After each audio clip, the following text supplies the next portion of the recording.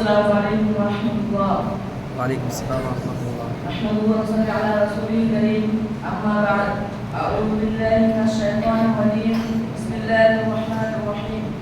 إنما المؤمنون الذين إذا ذكروا الله وجلت قلوبهم وإذا تليت عليهم آياته زادتهم إيمانا وعلى ربهم يتوكلون.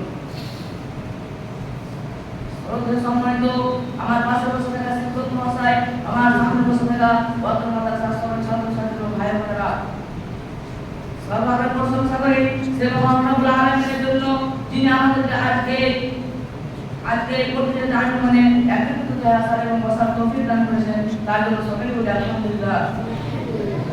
তারপরে আমাদের ধর্মের নবী, ধর্মের নেতা আমাদের আহমদ মুস্তাফা রাসূলুল্লাহ সাল্লাল্লাহু আলাইহি ওয়াসাল্লামের উপর লাখো কোটি শুকর সালাম বর্ষিত আল্লাহুম্মা সাল্লি আলাইহি আল্লাহুম্মা বারিক আলাইহি।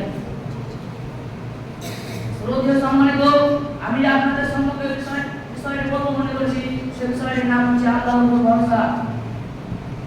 তাওয়াক্কুল বা আল্লাহর উপর নির্ভরশীলতা অত্যন্ত গুরুত্বপূর্ণ বিষয়। এটা মুমিনের অন্যতম বৈশিষ্ট্য।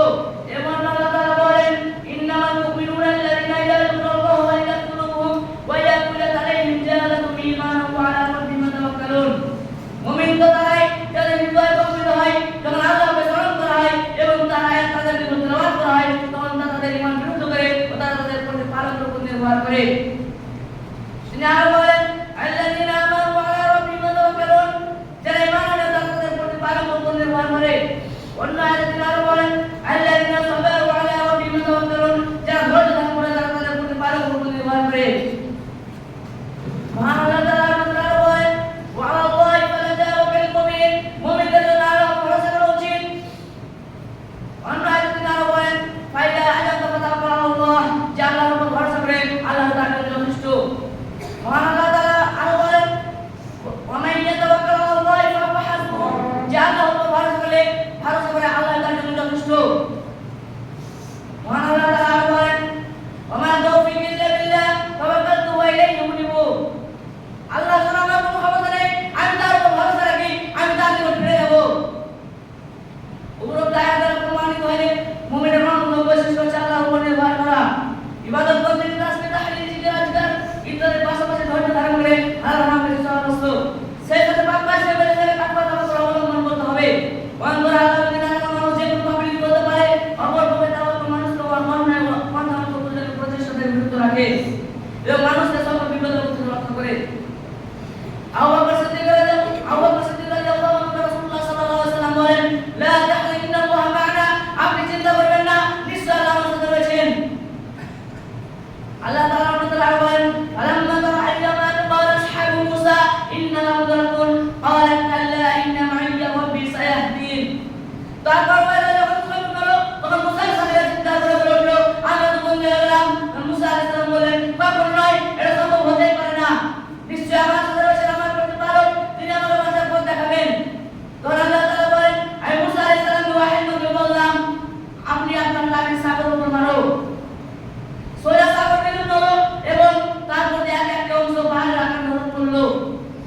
এই আয়াতে বাহ্যিকভাবে তাদের মাঝে কোনো পথ ছিল না, কারণ ডানে বামে পিছনে শত্রু দল এবং সামনে সাগর।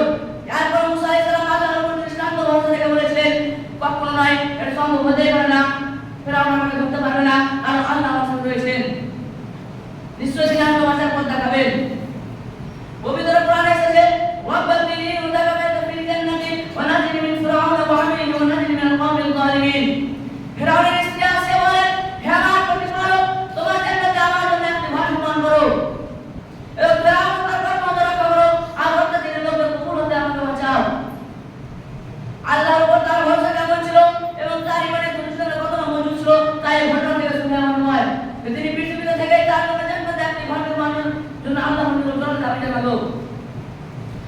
জিবরাইল আলাইহিস সালাম যখন মারিয়ামকে উপদেশ করলেন, তখন মারিয়াম আলাইহিস সালাম বললেন, ক্বালাত ইন্নী আউযু বিররহমানি মিনকা ইন কুনতা তাকিয়া, নিশ্চয় আমি রহমানের নিকট তোমার থেকে আশ্রয় চাচ্ছি যদি তুমি পরহেজগার হও।